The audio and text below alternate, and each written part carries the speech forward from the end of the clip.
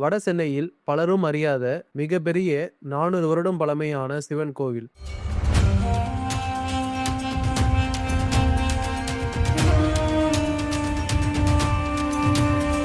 9 பிரதோஷங்கள் தொடர்ந்து வழிபட்டால் சகல தோஷங்களும் பாவங்களும் நீக்கும் அதிசய திருக்கோவில்.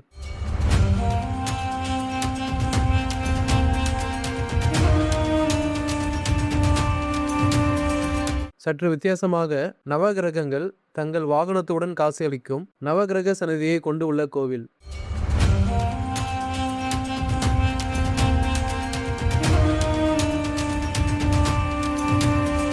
வணக்கம் வியூவர்ஸ், இன்னைக்கு நம்ம வீடியோல மண்ணடியில் அமைந்திருக்கும் மல்லிகேஸ்வரர் திருக்கோயிலை பத்தி தான் பார்க்க போறோம். முதல்ல இந்த ஆலயம் எங்கு உள்ளது, எப்படி செல்லலாம் என்று பார்க்கலாம். இந்த ஆலயமானது பாரிஸ் கார்னர்ல இருந்து 1 கிலோமீட்டர் தொலைவிலும், மண்ணடி மெட்ரோல இருந்து 800 மீட்டர் தொலைவிலும் இந்த ஆலயம் அமைந்துள்ளது.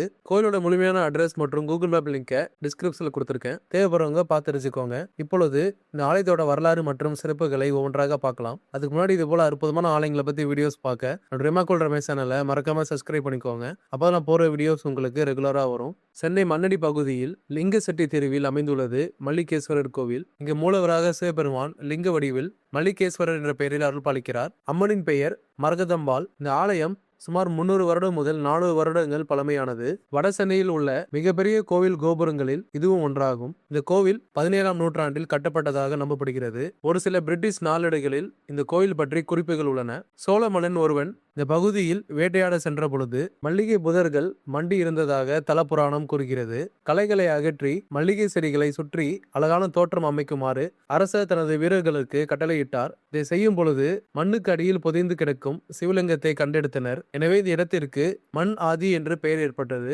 பிற்காலத்தில் இது மருவி மண்ணடி என்றானது. மன்னன் உடனே லிங்கத்தை சுற்றி கோவில் கட்ட உத்தரவிட்டான். மல்லிகை செடிகளுக்கு நடுவில் சிவலிங்கம் கிடைத்ததால் இறைவன் மல்லிகேஸ்வரர் என்று அழைக்கப்படுகிறார். மல்லிகேஸ்வரர் கோயில் நம் முன்னோர்களின் கட்டிடக்கலைக்கு சிறந்த உதாரணமாக திகழ்கிறது. கோயில் கோபுரம் மிகவும் கலைநயத்துடன் அமைக்கப்பட்டுள்ளது. கோயிலுக்குள் நுழைந்தவுடன் சிறிய சிற்பங்கள் நிறைந்த தூண்கள் கூடிய மண்டபத்தை காணலாம். பொதுவாக சிவ ஆலயங்களில் நவகிரக சன்னதி தனித்தனியாக தான் இருக்கும். ஆனால் இக்கோவிலில் நவகிரக சன்னதி மிகவும் தனித்துவமானது. 9 கிரகங்களும் அவர்களின் வாகனங்களுடன் சூரிய பகவான் 7 குதிரை கொண்ட தேரிலும் அமர்ந்து காட்சி தருகிறார்கள். நவகிரக சிலைகள் பெரிதாக அமைக்கப்பட்டுள்ளன.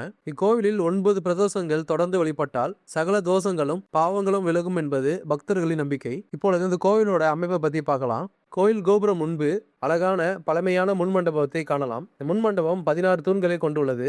ஒவ்வொரு தூண்களிலும் அழகான சிற்பங்களை நம்ம காணலாம். முன் மண்டபத்தை கடந்ததும் 5 நிலை ராஜகோபுரத்தை காண முடியும். இந்த 5 நிலை ராஜகோபுரம் மிக அழகாக வடிவமைக்கப்பட்டுள்ளது. ராஜகோபுரம் கடந்து உள்ளே சென்றதும் அம்மன் சன்னதி நேராக இருப்பதை காணலாம். சிவபெருமான் சன்னதி முன்பு கொடிமரம், பலிபீடம், நந்தி பகவான் இருப்பதை காணலாம். இருபுறத்தில் ஒரு புறம் விநாயகர் சன்னதி, மற்றொரு புறம் முருகர் சன்னதி அமைந்துள்ளது. கருவறைக்குள் சிவபெருமான் லிங்க வடிவத்தில் மல்லிகேஸ்வரர் என்ற பெயரில் அருள்பாலிக்கிறார். அம்மன் தெற்கு நோக்கி நின்ற கோலத்தில் மரகதாம்பாள் என்ற பெயரில் அருள்பாலிக்கிறார். உள்ளே சூரியன், சந்திரன், 64 நாயன்மார்கள், கோஷ்ட தெய்வங்களாக விநாயகர், தட்சிணாமூர்த்தி, லிங்கோத்பவர், பிரம்மா, விஷ்ணு, துர்கை ஆகியோர் உள்ளனர். சண்டிகேஸ்வரர் சன்னதியும் ஆலயத்துள்ளே அமைந்துள்ளது. காலபைரவர் சன்னதி, சனீஸ்வரர் சன்னதிகள் இந்த ஆலயத்தில் அமைந்துள்ளன. வெளி சுற்றுப்பாதையில் ஸ்ரீ ஆனந்த விநாயகர் சன்னதி அமைந்துள்ளது. அருகில் கோசாலயம் அமைந்துள்ளது. மற்றும் ஒரு தனி மண்டபத்தில் அரச மரம், வேப்பமர விநாயகர் அமைந்துள்ளார். அங்கு நாக சிலைகளும் காணலாம். அடுத்ததாக பெரிய சன்னதியில் நாகங்கள் மட்டும் மிகப்பெரிய வடிவில் அற்புதமாக அமைந்திருக்கிறது. மற்றும் நவகிரக சன்னதி மிகப்பெரிய வடிவில் நவகிரகங்கள் தங்கள் வாகனத்துடன் காட்சியளிக்கின்றன.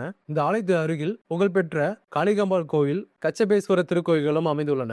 இந்த அற்புதமான சிவன் கோயிலை நீங்களும் வாய்ப்பு கிடைக்கும் போது நேரில் சென்று தரிசனம் செய்யுங்கள். மீண்டும் இது போல அற்புதமான ஆலயத்தில் சந்திக்கலாம். தொடர்ந்து இது போல ஆலயங்களை பத்தி வீடியோஸ் பார்க்க ரிமாக்கோல் ரமேஷ் சேனலை மறக்காம சப்ஸ்கிரைப் பண்ணிக்கோங்க. அப்போ நான் போற வீடியோஸ் உங்களுக்கு ரெகுலரா வரும். ஓம் நம சிவாய. நன்றி, வணக்கம்.